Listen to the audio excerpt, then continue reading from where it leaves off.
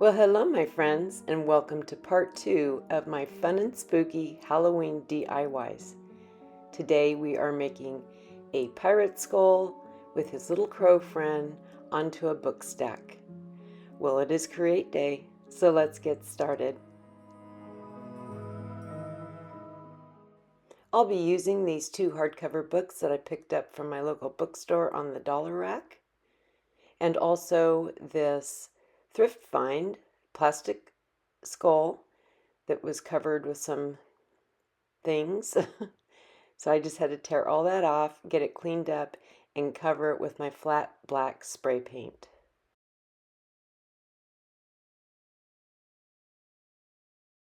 To prep the books, I wanted to get rid of as much of that embossed text on the spine of the book as I could. I'm going to be doing some castings over these, but I wanted it to be cleaned up as much as possible. I am going to glue down that first page with my Mod Podge onto the cover and do the same with that last page. And once that has had a little bit of time to set up, I'm going to go ahead and apply this Mod Podge around those outside edges of all the book pages. And I realized, like right at this point, that I'm not going to be able to hold it together tightly, so I went ahead and clamped these with just my regular little, the wood clamps. And then I was able to paint that on there while keeping that nice and tight. This will keep that book together really well. Next step was to get a base coat on here. I'm using DIY's Black Velvet. And by the way, if you missed part 1, which was my little skeleton on a crow, I will have that video linked at the end of this one. When that paint was dry, I gave it a coat of my Duraclear matte varnish, and I did these same steps to both books.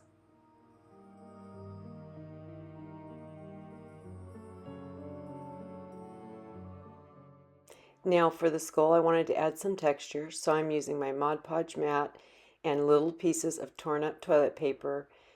We're not going to do a ton of texture on here, but I wanted a little something just to give it more interest. So I'm going to brush on that Mod Podge. I started with the eyeball that will be exposed. The other one will be covered with a patch.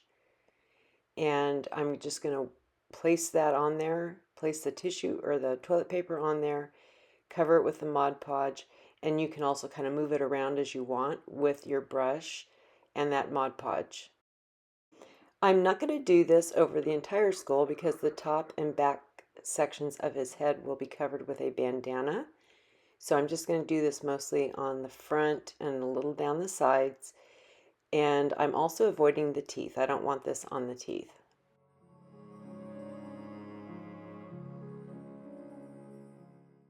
Now that that's dry, I'm going to give this a coat of my black acrylic paint.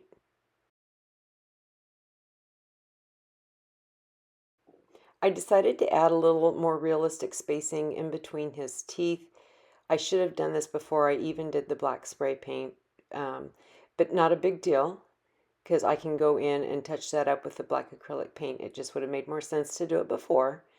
But anyway, I'm just using my little mini Dremel tool to achieve this effect.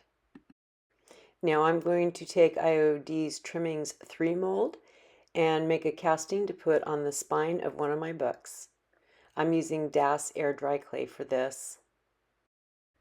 I added a little bit of cornstarch to the mold, and now I'm pressing that in, and then I will use my little scraper to make a nice flat back and then roll that out and apply it to my book with some wood glue.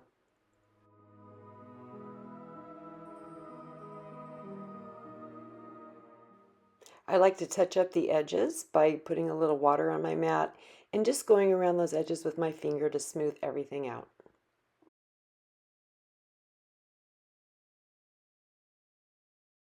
I put this in place on that spine where I wanted it to be, cut off the excess, and then I will be using Titebond's Quick and Thick to attach it to the spine.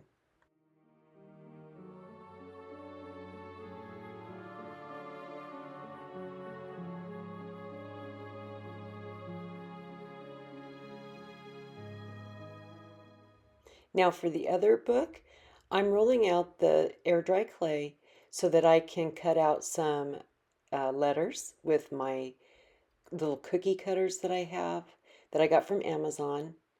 And I will leave a link for those and for everything else that I can in my description box below. So I'm just going to use these to make out the words Captain Blood. That will be the title of my other book. And these are actually a little bit too big, but I thought it kind of added to the whimsy of this whole project. Like, it's not super realistic, it's kind of fun. So I just went with it, even though I would have preferred them to be just a little bit smaller. It still worked, just barely. They barely fit on that spine, but anyway, that's just what I went with. So here they are placed on the book. As you can see, I've like staggered them so they're not all in a straight line, which adds to the whimsy. And I'm gluing these down with my Titebond Quick and Thick.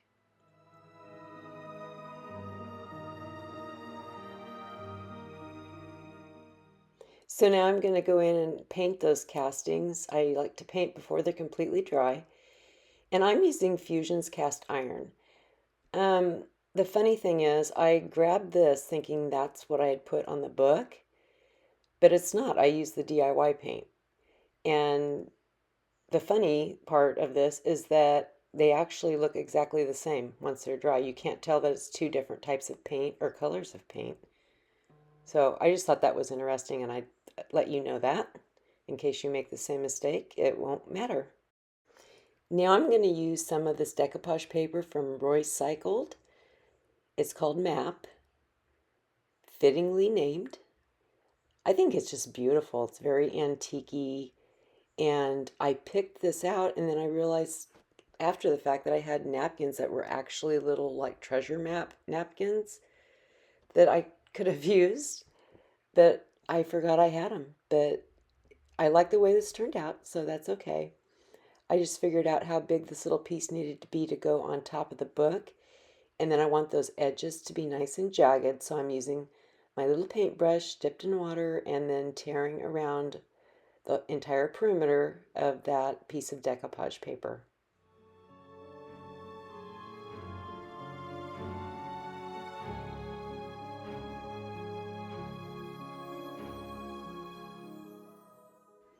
So I'm just going to try this on for size, and when it looks the way I want it to, I'm going to go ahead and seal this on there with some of my Mod Podge.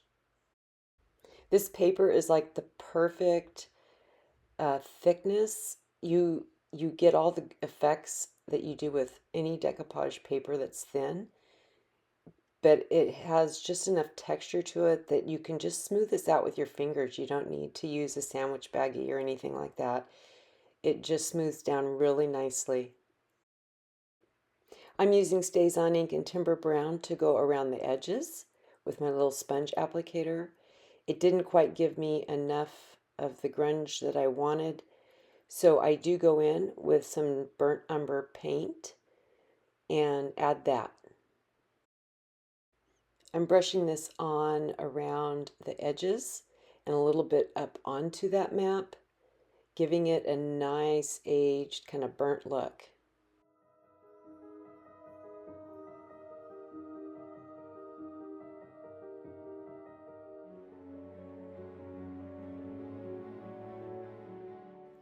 Then I took a bigger fluffy brush, watered down that paint a little bit, and started just kind of circling it around onto the top of this and then wiping it back with a baby wipe.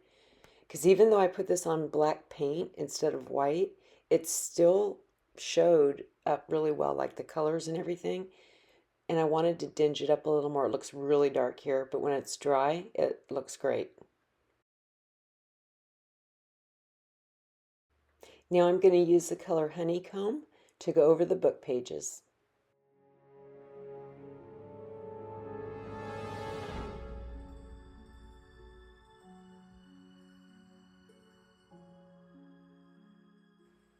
When that coat of paint on the top of this book was completely dry, I went in and sealed it with a coat of Mod Podge.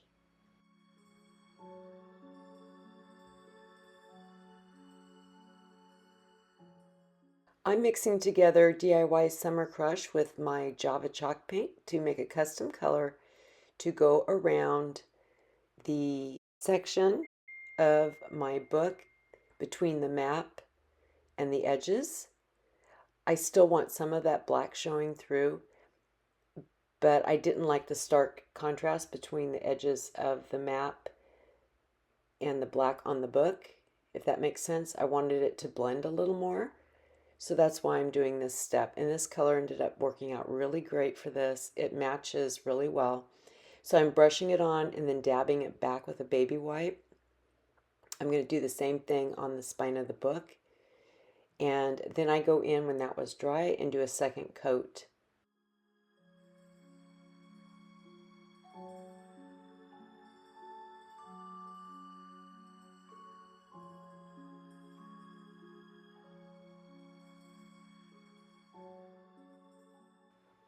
So now I'm just making some marks where I'm going to set this top book is going to be just a little shifted to the side. And I wanted to know where to put the paint on that bottom book without painting the entire bottom, since it's totally not necessary. So I just made a couple marks so I would know approximately where to paint, just the areas that would be showing. And I'm using that same little custom color that I made with the Summer Crush and the Java chalk paint. And again, once that's dry, I'm using the Duraclear matte varnish.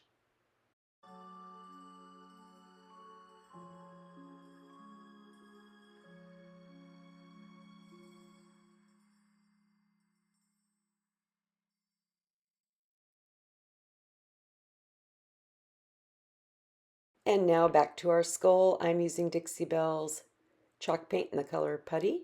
I'm going to water this down a little bit and put this all over my skull. Well, not my skull, the plastic skull.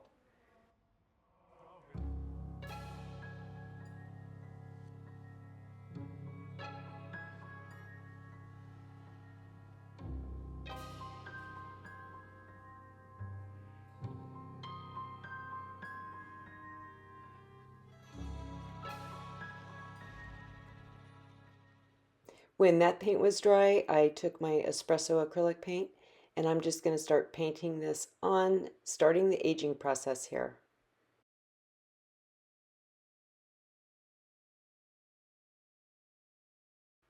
So once I had a lot of that spread on there, um, there's a lot of coverage going on. So I did take a baby wipe and just tap that all back. This way the little high raised areas won't have that paint on there. It'll just be more down in the grooves.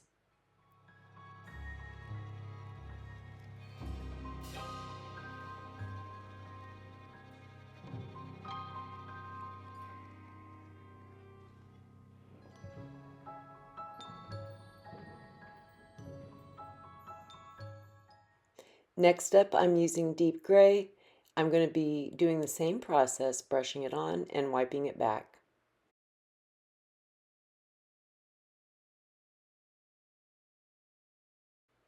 Now I'm going to use this color called Burlap to do some dry brushing, offloading most of that paint from my brush and just highlighting all the textured areas.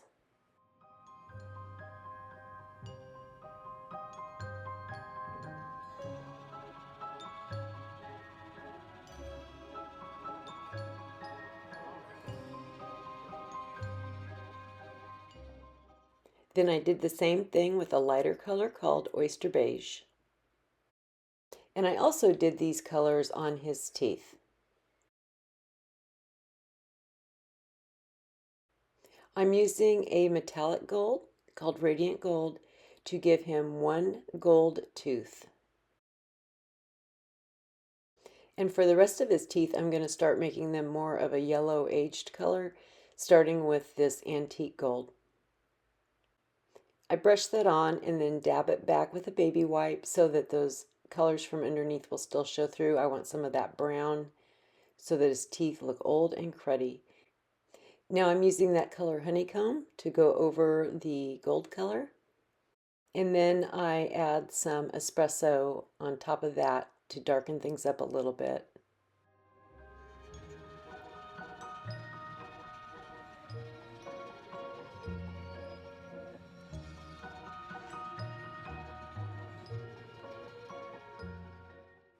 I'm going to go ahead and seal this with my Select Seal Matte Sealer. I decided that the teeth were just a little too dark, so I took that burlap color and just kind of dry brushed that over them to make them look a little more tooth-like. Now I'm going to take my Spanish copper rub and buff and go over just that gold tooth with this to kind of dinge it up a little bit, and then I come back in with some of the antique gold, just working with it until I'm happy. Now I'm going to take one of these eyeballs I got from Amazon, and I'm going to fill the center of this because it's hollow in the underside, so I'm just going to fill that up with some hot glue. I mixed up some resin. This is Dr. resin. It's a clear resin. I'm going to pour that into that eye socket and then plop my little eyeball down in the center.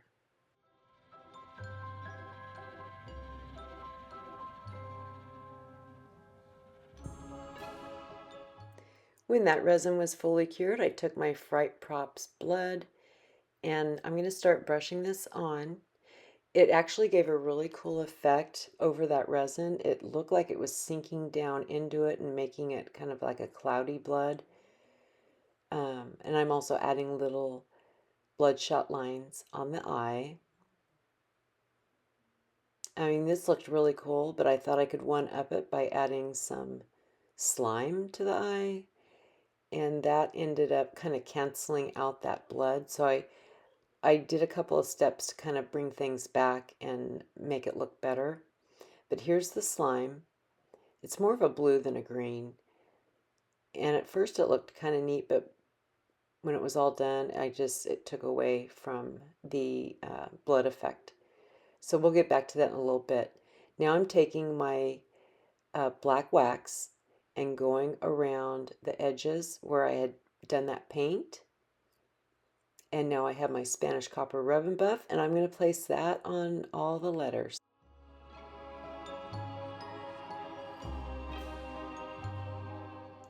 Then I added in the antique gold rub and buff to brighten this up a little bit.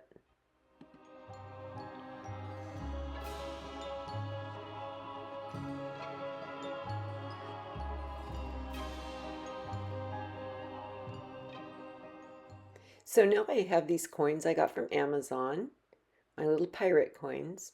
I'm going to give them all a cleaning with some rubbing alcohol, then tape them down onto a piece of cardboard so I can take them out and spray paint them black.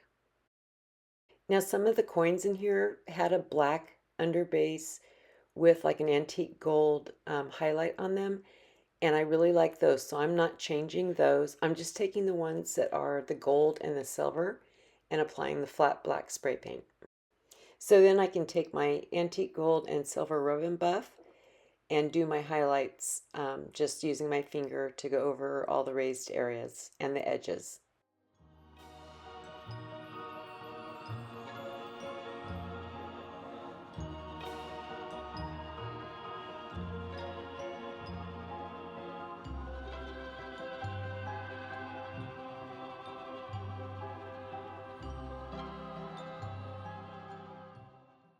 Now back to our books. The pages needed a little bit more aging here, so I took that traditional burnt umber, watered it down a little bit, and I'm just going to brush that all over the edges of my book pages.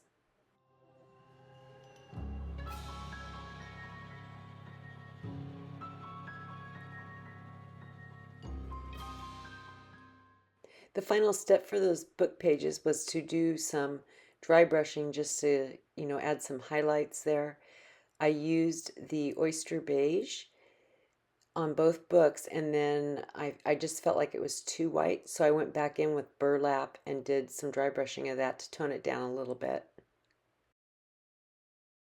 So it's finally time to glue the books together. I'm using E6000. I glue the back of that top book onto the front or the top of the bottom book, and then I set it aside to dry with some weight on it. Now I'm going to mix some gel medium in with this Oyster Beige, I believe. Um, I'm not going to spend a lot of time on this. It did not turn out well. That gel is supposed to make the paint more translucent. And for this project, it just wasn't working. It was very streaky. And I just wasn't happy with it. So I have to go in and fix all that with some paint, doing my tried and true way of just watering it down. So here's what I'm going to do now. I'm taking linen, watered down. I'm going to brush this all over, wipe back that kind of pupil area so it's not completely covered. And I will have to go back in and redo my blood because it ends up, all of this is going to cover almost all of that up. So here I'm adding some more of the blood, and then I will go in and kind of touch up with a few colors to make his eye look more grungy and like almost infected. Oh, but here we are to the eye patch. Okay, so this came from a costume I had for my plastic skeletons that I keep on my front porch. And I wasn't using this one. Just a little fat felt eye patch. I'm using espresso paint to just kind of grunge it up a little bit. I'm going to see how much of that elastic I need to keep in order to glue this onto his head. Trim off the excess, and then I can attach that with hot glue. I didn't like the placement the first time. I tore it off and it caused those holes, which I actually think adds to this. So I'm going to just use it as is. And this time I'm going to hold it in place and fold it back when I start to hot glue instead of just adding the hot glue and then putting it into place, not really sure if that's where I wanted it to be. And that's why I wasn't happy with the placement, because I didn't place it right. So this time it worked much better. And now I'm going to just glue those little elastic ends up onto his head.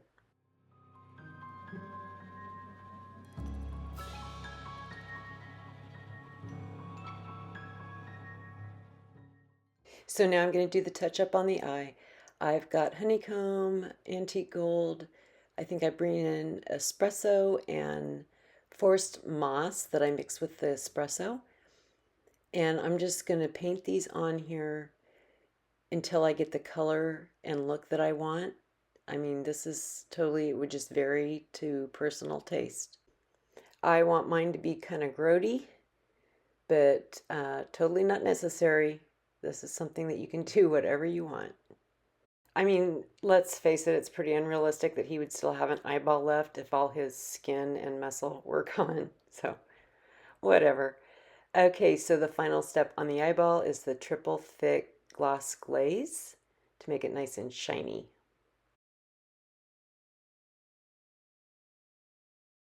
So now it's time to work on our little bird friend here. This is a crow I got in a pack from Amazon. I have a pack I got from Temu and a pack I got from Amazon. They're pretty much the same. And what I did was I wanted to just apply antiquing wax on here and then wipe it back. And I started off with a towel and it was kind of tearing off his, like the little fuzzy coating they have on him. So I used a baby wipe instead. It was much gentler. So I'm going to apply this all over, wiping it back just so he doesn't look quite so clean. Now for his bandana, I am taking some Mod Podge in a bowl, adding about half and half water and Mod Podge. And I've got this bandana that it was a really dark brown and I bleached it. And I forgot about it, that it was soaking in the bleach and water. And so now it's super faded, which is cool because I can add antiquing wax to it and grunge it up and it'll show up better. So I was kind of happy I forgot about it. But anyway, I'm just going to saturate this with that Mod Podge and water mixture, wring it out, and then I can place this on his head, kind of wrap it around, tie it in a knot. And once it dries, it's stuck on there and it's stiff and it's not going anywhere. So it's great.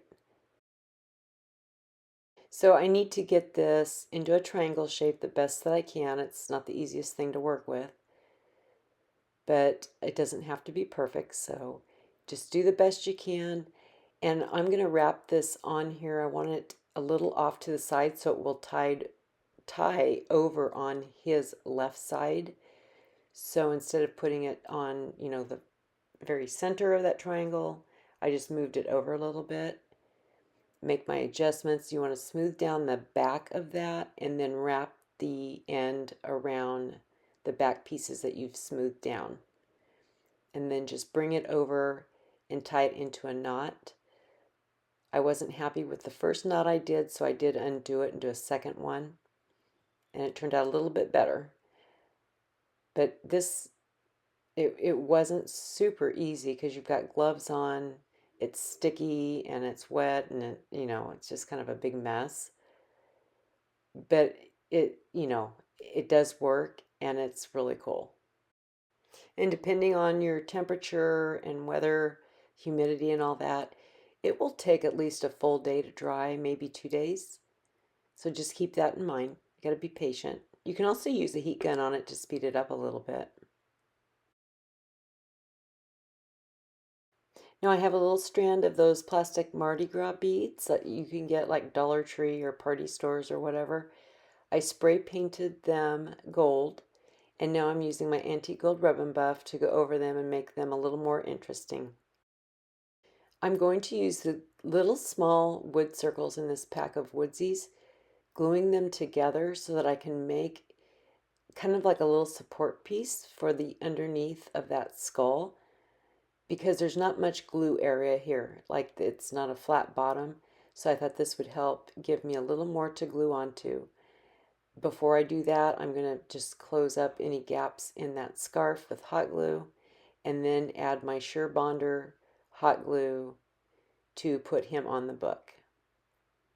Then I go around and fill in those areas just to reinforce them.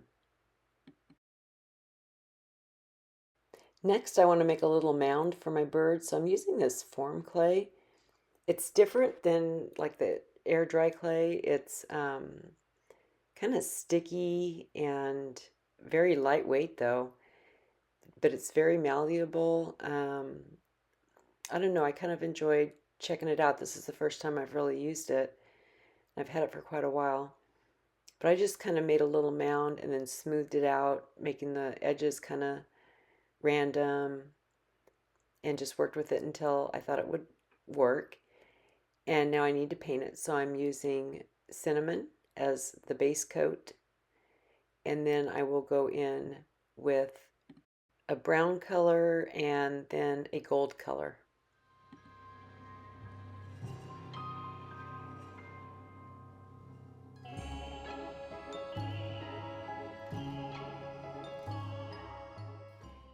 Now I want to apply this sand to my mound. I got this at Hobby Lobby, and I'm going to use Mod Podge to do that, brushing it all over this little clay piece and then just dumping my sand on there, letting it dry, and then shaking off the excess. I also want to apply the sand onto the book, kind of just around the edges of my skull and in between the skull and the bird mound.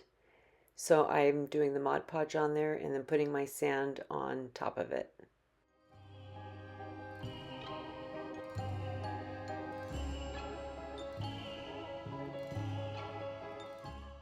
I used Titebond Quick and Thick to attach that little mound onto the top of my book.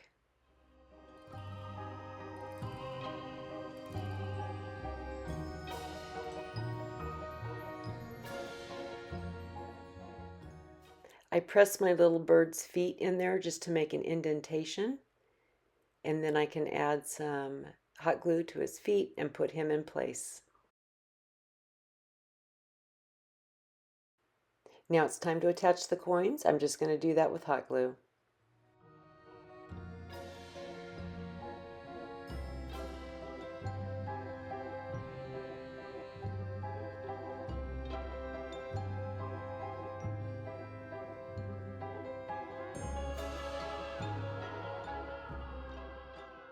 Then I'm going to add more Mod Podge and more sand to bridge that gap between the skull and the bird, and then also to put the sand so that it's partially onto some of the coins and onto his little feet.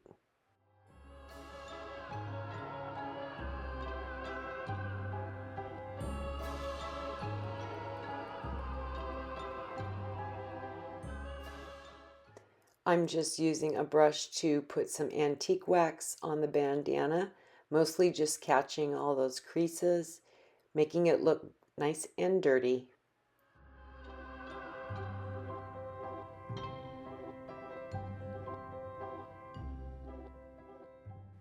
When the Mod Podge was dry, I took a brush to help sand off the extra sand and then kind of blew on it to make sure I got all the little extra particles off of there. Now I'm using some hot glue to attach those little gold beads to the top of his head, or on his neck actually, and then gluing it in between two beads to stick it up under his beak. Before we take our final look, I want to say thank you so much for watching. I really hope you find my content useful, will like and subscribe, but more importantly, I hope I've inspired you to go create something. See you next time.